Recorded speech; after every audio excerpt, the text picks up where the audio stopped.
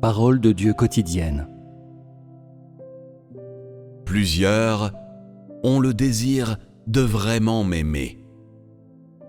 Mais parce que leur cœur ne leur appartiennent pas, ils n'ont aucun contrôle d'eux-mêmes. Plusieurs m'aiment vraiment dans les épreuves que je leur envoie, mais ils sont incapables de saisir que j'existe vraiment, et même seulement en vain, et non à cause de mon existence réelle.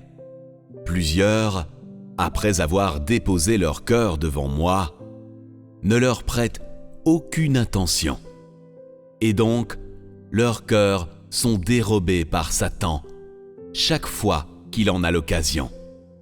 Après quoi, ils me laissent.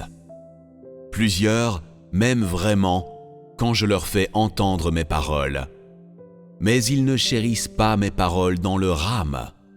Plutôt, ils les utilisent avec désinvolture, comme une propriété publique, et les retournent à leur lieu d'origine quand ils en ont envie. L'homme me cherche quand il est en douleur, et il regarde vers moi dans les temps d'épreuve. En temps de paix, il aime ma présence. Lorsqu'il est en danger, il me nie. Quand il est occupé, il m'oublie.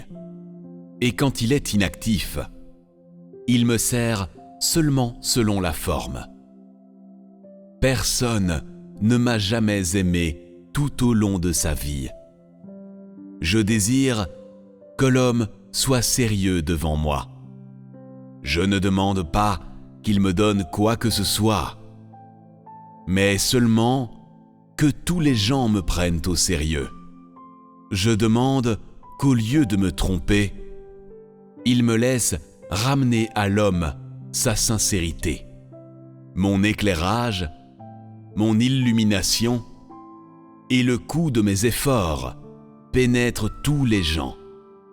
Mais le fait réel de toute action de l'homme pénètre également tous les gens, pénétrant leur tromperie à mon égard. Il semble que les ingrédients de la tromperie de l'homme l'habitent depuis le sein, comme s'il possédait ces compétences particulières pour la ruse depuis la naissance. De plus, il n'a jamais révélé son jeu.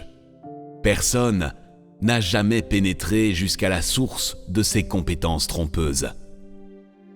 En conséquence, l'homme vit dans la tromperie sans s'en rendre compte, comme s'il se pardonnait, comme si c'était l'arrangement de Dieu plutôt que sa tromperie délibérée à mon égard. N'est-ce pas la source même de la tromperie de l'homme à mon égard? N'est-ce pas son complot rusé? Je n'ai jamais été confus par les flatteries et les chicaneries de l'homme, car j'ai compris son essence il y a longtemps. Qui sait combien d'impuretés coulent dans son sang et combien du venin de Satan contamine sa moelle? L'homme s'y habitue de plus en plus chaque jour, de sorte qu'il est insensible à l'affliction de Satan et n'a donc aucun intérêt à découvrir l'art d'une existence saine.